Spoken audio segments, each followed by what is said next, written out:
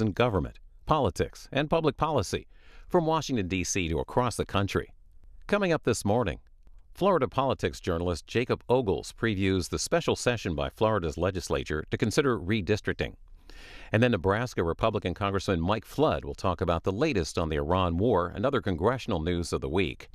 Later, retired U.S. Army Major General Randy Manner on top changes at the Pentagon and the latest developments in the U.S.-Iran war. C-SPAN's Washington Journal.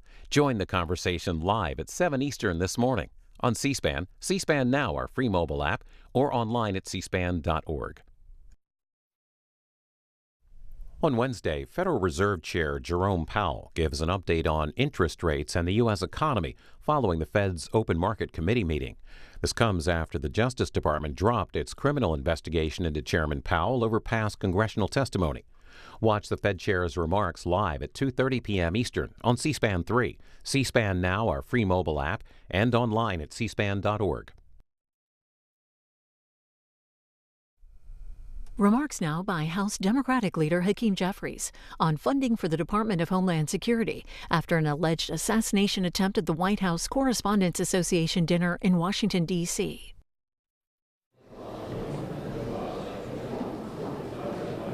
Good afternoon, everyone. Good afternoon. Donald Trump and House Republicans have now shut down the Department of Homeland Security for more than 70 days. Because Donald Trump and Republicans want to continue to drive their extreme immigration agenda and violent mass deportation machine led by ICE down the throats of the American people. Several weeks ago, a bill was sent over from the United States Senate that was supported by every single Republican and every single Democrat in the Senate. It's a bipartisan bill that has been languishing in the House of Representatives. We can bring that bill to the floor today, and it would fully fund the United States Secret Service. Why is Mike Johnson and House Republicans continuing to refuse to bring that bipartisan bill to the floor that would fund TSA, it would fund the Secret Service, it would fund FEMA, it would fund the Coast Guard, and it would fund the cybersecurity professionals at the Department of Homeland Security who are working hard to keep us safe? Instead, it's House Republicans that continue to play partisan political games. If they really do believe we need to act swiftly, there's a vehicle to do it. Bring the bipartisan Senate-passed bill to the House floor today, and it would fund the Department of Homeland Security in its entirety, with the exception of ICE and the violent Republican mass deportation machine. Questions? Kevin? Mr. Leader, I want to get your response. I realize this quote is a quotation from someone else, but you Republicans continue to hit you over saying maximum warfare everywhere all the time in your tweet after the Virginia election. So I want you to respond to that. And from a macro perspective, if you can, what are you advising your members to do about rhetoric right now that you can criticize the president without facing GOP criticism? Political violence in any form directed at anyone, whether that's the right, the left, or the center, is unacceptable. Period. Full stop. The notion that any of us are concerned with so-called criticism from these phony Republicans as it relates to anything that has been said, certainly as it relates to the comment related to maximum warfare everywhere, all the time, in connection with the redistricting battle that Republicans launched. I stand by it. You can continue to criticize me for it. I don't give a damn about your criticism. First of all, that phrase, maximum warfare, everywhere, all the time, came from the White House in the summer of 2025, when they started this redistricting battle. And now they're big mad. Why? Because Democrats have decided to finish it. Get lost. Mr. Leader, good afternoon. Can you characterize the fractures between the United States and the United Kingdom? And do you think that a speech by the King tomorrow, what would need to be said to repair some of those divides? We look forward to the state visit by the King. We look forward to greeting him here in the Capitol before he speaks to a joint session of Congress in a bipartisan way. And we look forward to the conversation about what has been our closest ally in the world. And it's a special relationship between the United States and the United Kingdom. That toxic Republican policies over the last 15 months or so are eroding.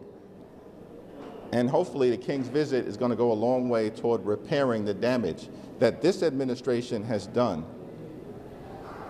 to one of our most important allies in the world, and certainly our most important ally in NATO. Are those policies that warn Iran as a terrorist? The White House is saying that in the aftermath of Saturday night, that a ballroom should be authorized by Congress to allow the president to have these kind of events and be secure. Would you support, given those concerns, will you support Congress authorizing the construction of a new ballroom at the White House? At the moment, from the standpoint of national security concerns, here's what I think is most important. That we end this reckless and costly war of choice in the Middle East. The Republicans promised to stop wars in the Middle East, not start them. Those were Donald Trump's words. And Donald Trump and Republicans have now gotten us involved in this reckless and costly war of choice. Billions of dollars are being spent in the Middle East, and our national security posture hasn't been enhanced. There are many who argue that Iran right now is stronger as a result of the war that Donald Trump launched than they were beforehand. They've got control of the Strait of Hormuz. Gas prices have increased. Freedom of movement has been restrained. And now we're in an indefinite ceasefire because it appears that the administration is on its heels without any exit strategy to actually put the American people in the strongest possible position. I have not seen a specific request with respect to the ballroom, but needless to say, we have to drive down the high cost of living. Life has become more expensive as a result of Donald Trump and Republican policies over the last 15 months. We have a broken healthcare system. Apparently, Republicans don't want to spend any time talking about that because they enacted the largest cut to Medicaid in American history. ICE is out of control, and taxpayer dollars are being spent to brutalize and kill American citizens like Renee Nicole Good and Alex Preddy. And we have a reckless and costly war of choice that's spinning out of control in the Middle East. These are the things that we should actually be focused on, not a vanity project that resulted from the destruction that was unauthorized of the East Wing of the White House. Mr. Leader, Mr. Thanks. Leader. Thank you, Mr. Leader.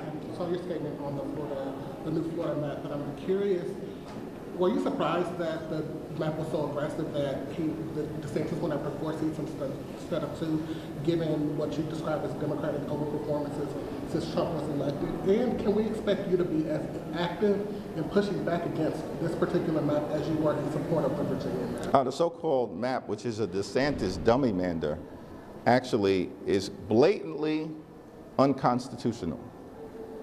The Florida Constitution is pretty clear as a result of the Fair Districts amendments that were enacted back in 2010. It explicitly prohibits partisan gerrymandering.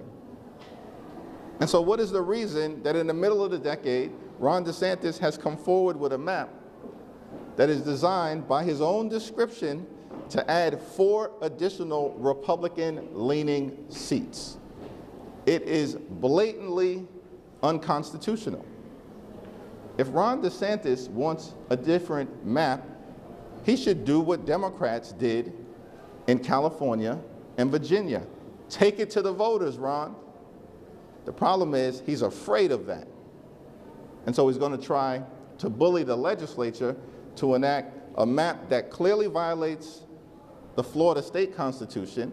And by the way, because it goes after communities of color in South Florida and in Central Florida, also violates the 14th Amendment to the United States Constitution. No matter what happens with the callous decision in Louisiana, the 14th Amendment still stands. So when it's all said and done, the DeSantis dummy mander is going nowhere as it relates to providing Republicans his clear objective with additional seats. And at the end of the day, because of our forceful response, Republicans are in catch-up mode right now. They're not getting 5 seats out of Texas. They're fortunate if they get 2 or 3.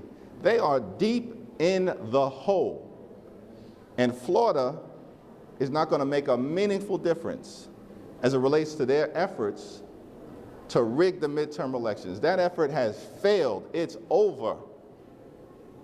And what the DeSantis dummy mander might lead to in the first instance is that based on our analysis of the map, there are anywhere between 3 and 5 additional seats that Democrats can pick up if we get a turnout that mirrors 2018 or 2020.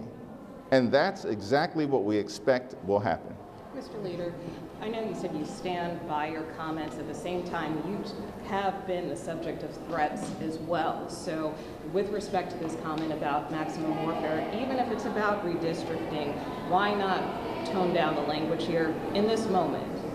I think that what's interesting to me, as you pointed out, is that the so-called White House press secretary, who's a disgrace, she's a stone-cold liar, had the nerve to stand up there and read talking points being critical of statements all taken out of context that Democrats have made, and didn't have a word to say about anything that MAGA extremists have said or done, including providing aid and comfort to violent insurrectionists here at this Capitol on January 6th, who brutally beat police officers. The president then pardoned those violent rioters, many of whom have gone back into communities across the country to reoffend. And as you pointed out, one of whom threatened to kill me. He said, "Kill the terrorist." Where did that language come from? What Republicans use that language? Why did that pardon MAGA extremists, violent insurrectionists, choose to use the language of terrorism directed at me when he threatened to kill me at an event?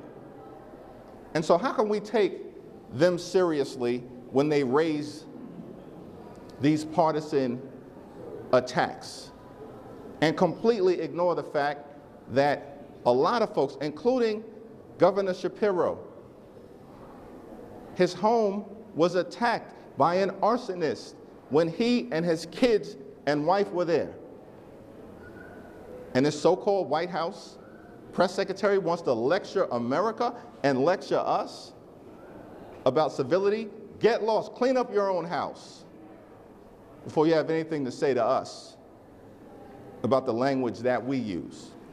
Real quick, some of the Jeffrey Epstein survivors are back in the Capitol today. What will a Democratic House majority do to see them get justice, to see the violators be brought to justice? We want to continue to make sure that we lift up the Epstein survivors in their quest for transparency and accountability, and to end the cover-up that many of them have said they fear is underway. Jeffries. Congressman Obernolte and Liu introduced their bipartisan AI bill today. How are you currently advising Democrats to talk about AI? And if Democrats take the majority, what will your AI legislative priorities be? We look forward to making sure that America and our homegrown companies can continue to lead the world in this transformative technology, but at the same period of time, we've got to make sure we protect the American consumer, We have to protect the American homeowner.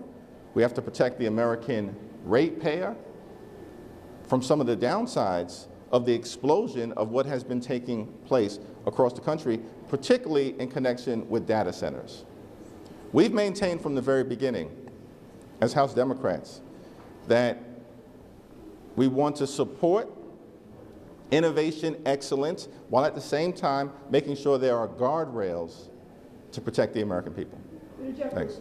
The alleged gunman made a reference to the president as a pedophile, a rapist, and some of your own members had made some very similar comments on the House floor. You don't think that perhaps this may have been, these comments may have incited perhaps this alleged shooter? I haven't had an opportunity to read the manifesto. The defendant should be prosecuted to the full and complete extent of the law. Thanks. After this weekend, are there any changes to member security being discussed? After all, there were a number of members without details assigned to them that were there, and are there specifically for events that are maybe not on federal property that have a lot of members there? We need to continue to review in a comprehensive way the security measures that are being taken to ensure that members of Congress, whether those are Democrats, Independents, or Republicans, are able to do their jobs safely so they can do their jobs effectively. We've made a lot of progress in this regard since the events of last summer, beginning with what tragically occurred in Minnesota, and have now increased supplemental security funding to $20,000 per month as available from the Sergeant at Arms office. And we'll continue to evaluate, hopefully in a bipartisan way, the steps that we can take to ensure that public servants in this increasingly violent political environment are able to do their jobs. We embrace the fact that everybody should take the temperature down. We're just not going to be lectured by extremists on the other side of the aisle who are looking directly at the camera and then lying to the American people. Mr. Jeffries, question on defense. Pete Hegseth will be up here this week asking for a $1.5 trillion defense budget. Is that something Democrats can support? Pete Hegseth should be fired. On FISA, do you expect any level of Democratic support for the rule tomorrow, and have Democratic committee leaders been brought into the conversation enough to expect any level of Democratic support for the reauthorization itself? The problem that continues to exist as it relates to FISA, which in the abstract is an important national security tool, is the concern that many Democrats have, including myself, that this surveillance mechanism could be abused by the likes of individuals like Kash Patel and the acting Attorney General. These people have weaponized the criminal justice system, and they simply cannot be trusted to protect the privacy and the civil liberties of the American people. So we'll see what happens on the floor this week. Here's the one thing that we know is not happening on the floor this week. Republicans are doing nothing to lower the high cost of living. Costs in this country continue to go up, gas prices out of control, housing prices out of control, health insurance costs out of control, and Republicans continue to do nothing to make life more affordable for the American people. They would rather talk about vanity projects or try to fan the flames of hatred against the people that they perceive to be their political adversaries. Thank you.